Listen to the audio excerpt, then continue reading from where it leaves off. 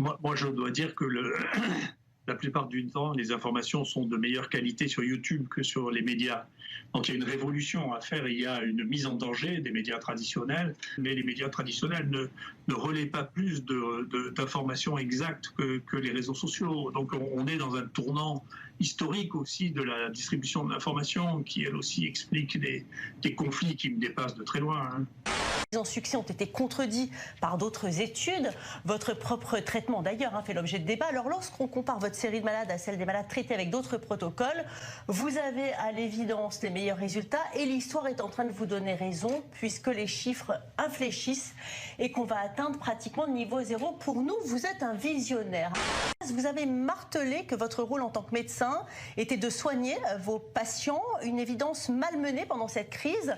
Pensez-vous qu'après cette pandémie, l'Église sera remise au centre du village ?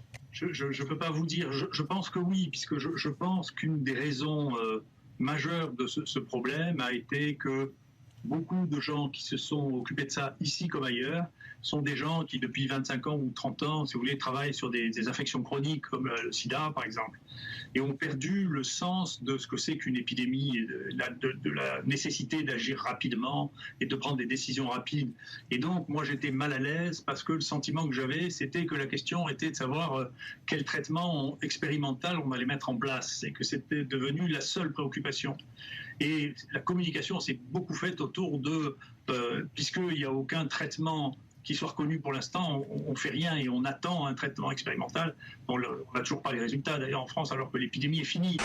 Didier Raoult, vous êtes rentré au panthéon des héros pendant cette épidémie en incarnant l'esprit rebelle de la ville de Marseille.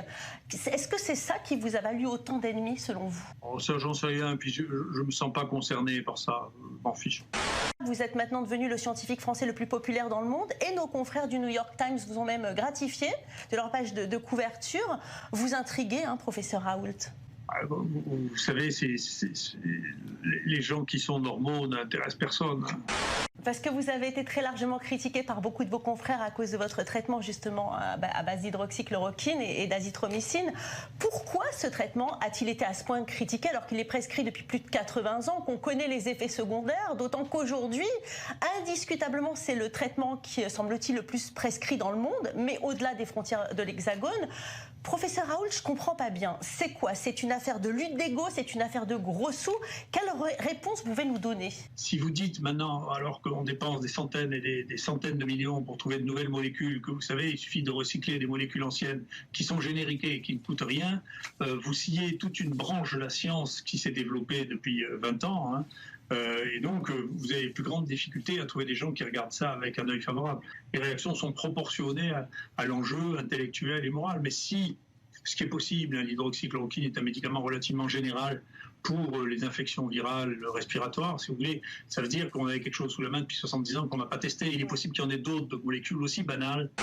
Cette habitude qu'ont les gens de participer à des études multicentriques organisées par les laboratoires, ça a généré peut-être, je sais pas, une proportion extrêmement importante des gens qui ont maintenant fait une forme de recherche en maladies infectieuses. Et donc, si vous leur demandez si maintenant on va arrêter de faire ça, il y a des gens qui se demandent ce qu'ils vont faire, vous voyez. Vous êtes devenu une véritable icône. On a pu voir par exemple des scènes de liesse à Marseille alors que vous étiez dans votre voiture. Une personne s'est même fait tatouer votre visage sur sa cuisse. Je pense que vous êtes au courant. Est-ce que vous comprenez les réactions que vous avez suscitées parmi les Français pendant cette période trouble ? Ça veut dire qu'au bout d'un moment, on a besoin d'identifier quelque chose dont on perçoit que ça représente un changement ou un besoin de changement dans le monde.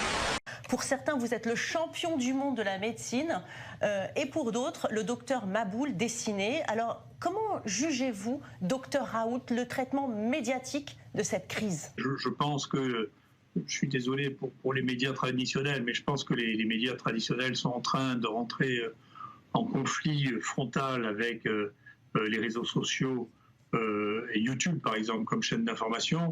Moi, je dois dire que la plupart du temps, les informations sont de meilleure qualité sur YouTube que sur les médias. Donc il y a une révolution à faire, il y a une mise en danger des médias traditionnels qui se traduit aussi par beaucoup de violence parce qu'elle est mise en danger.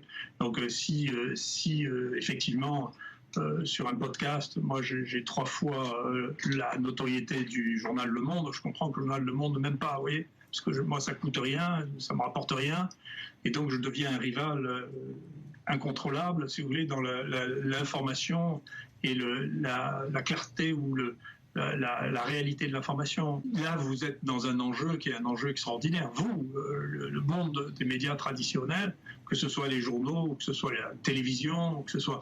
ne peut pas ignorer cette évolution absolument considérable et le rôle que prennent les réseaux sociaux dans l'information.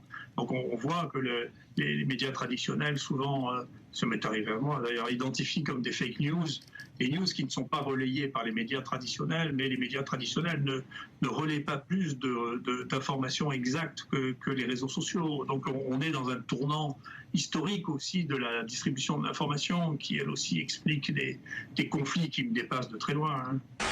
Professeur Raoult, comment voyez-vous l'avenir du coronavirus? Comme une maladie saisonnière, comme la grippe de Hong Kong, elle va revenir dans 2 années puis ensuite s'évanouir? Ou bien le virus va être conforme à l'histoire, il va mourir de sa belle mort et ne plus jamais faire parler de lui?